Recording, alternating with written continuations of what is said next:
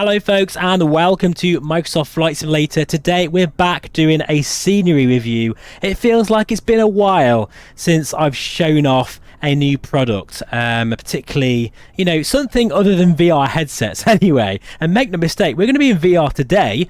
Right now we're in 2D mode because I want to show off this beautiful rendition of Fairoaks Airport by Burning Blue Design. This airfield is in the UK and it's based in Surrey, just southwest of London. And I haven't been here in real life, but I have been here virtually in X-Plane 11 because I bought this. I remember buying this, the Orbex version.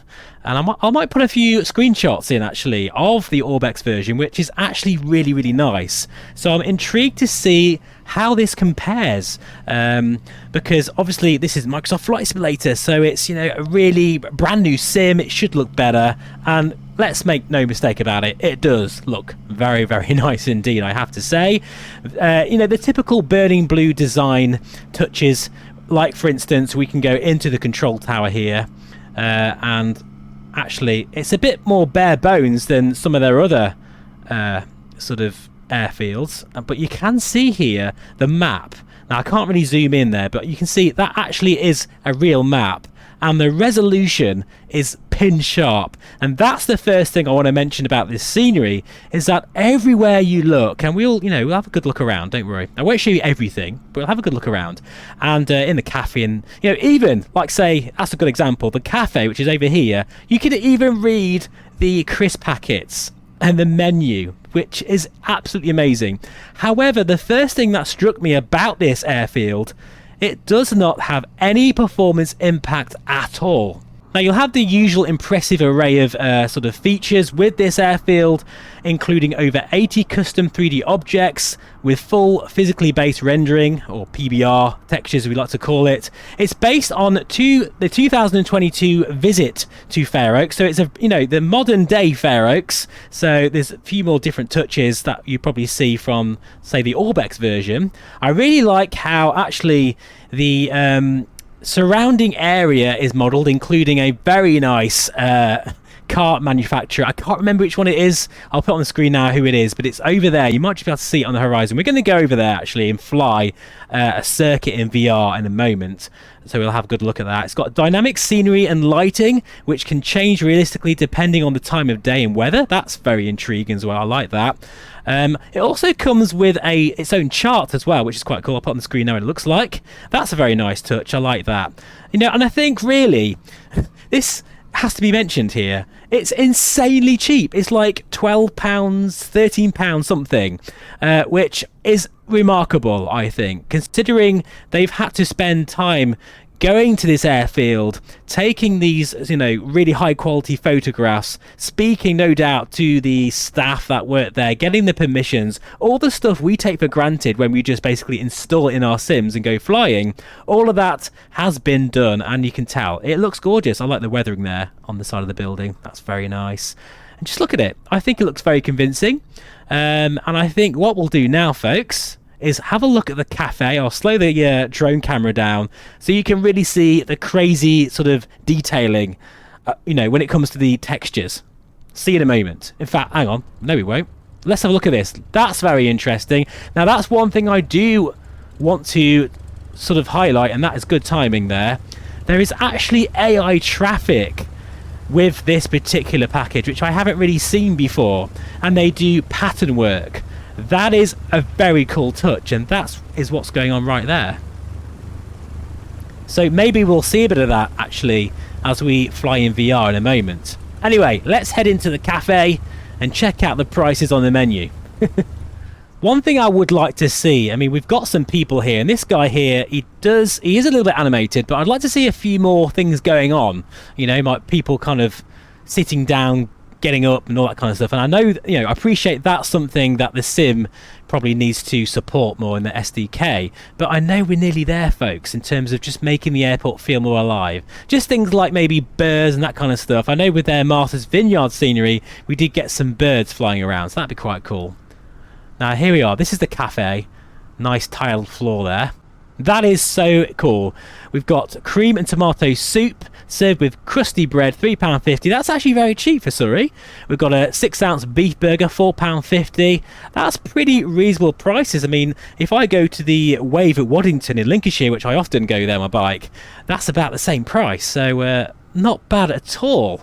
I don't know whether these are the actual prices. I presume they are because they look like photographs. And here we are. We can have a egg and bacon and sausage bat for £3.50.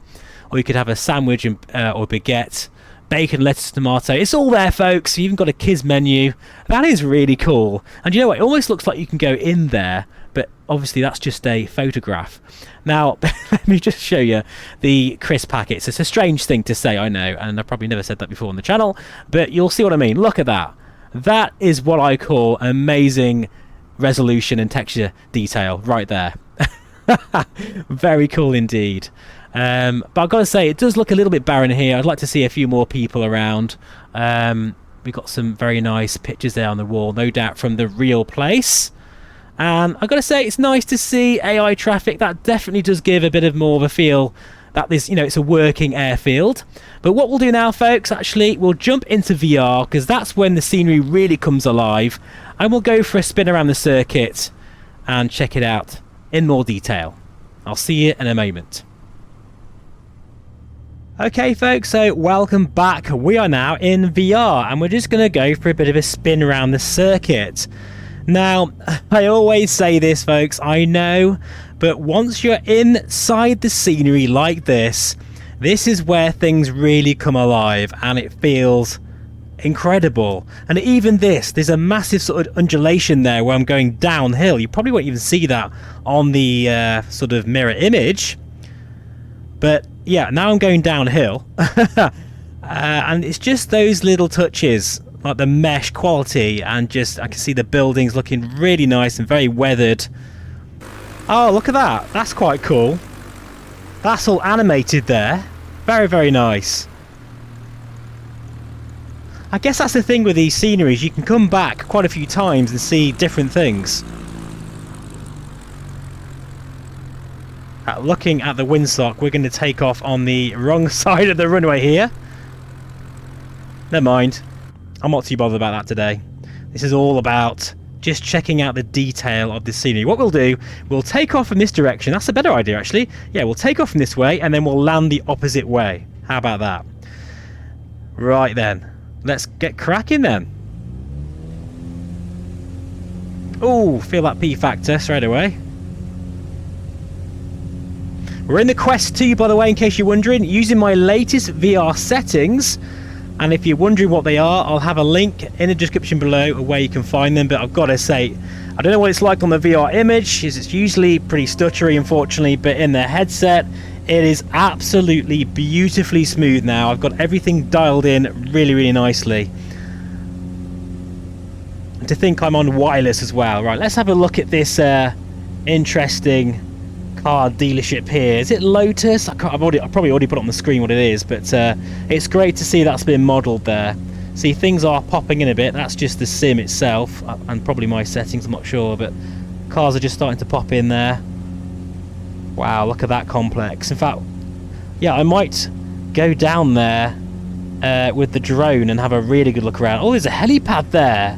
Hey, I know what I'm going to do. I'm going to probably fly the high performance H145 and see if I can land there and then buy a new car. That just looks fantastic. Oh, do you know, folks, it really is, you know, VR, when you can explore scenery like this, one-to-one scale, being inside the experience, you are literally here as a person. It's wonderful, isn't it? It really is.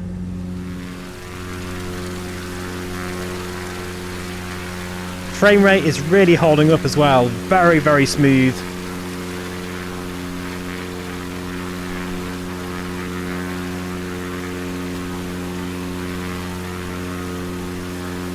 Right, anyway, let's just go for a bit of a circuit here at Fairoaks.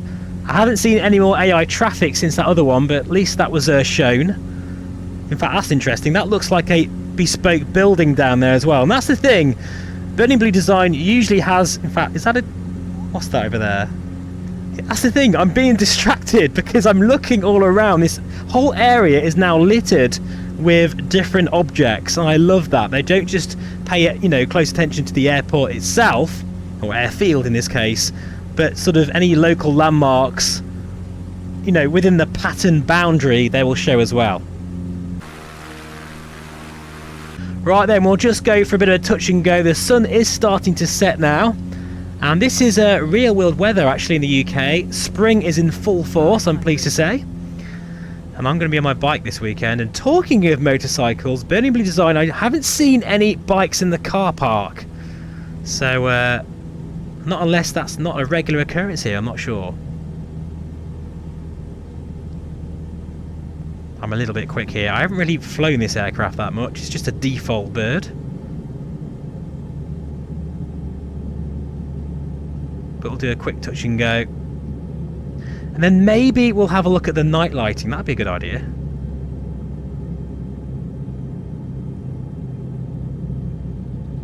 It's so smooth, the air today. No excuses really for that bounce.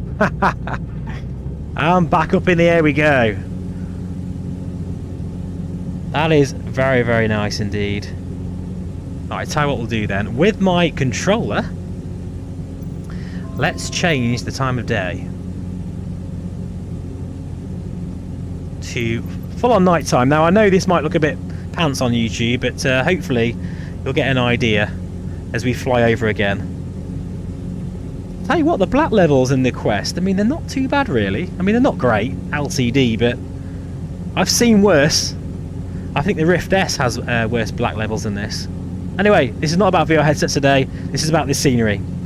So there we are. That is gorgeous night lighting. I'm not sure how that's going to come across, to be honest, on the VR image, but that is beautiful.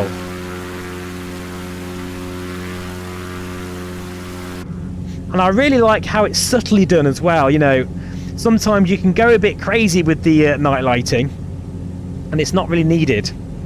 So they've done a good job there. Right, let's just change the time of day and the weather, because it did say that things change.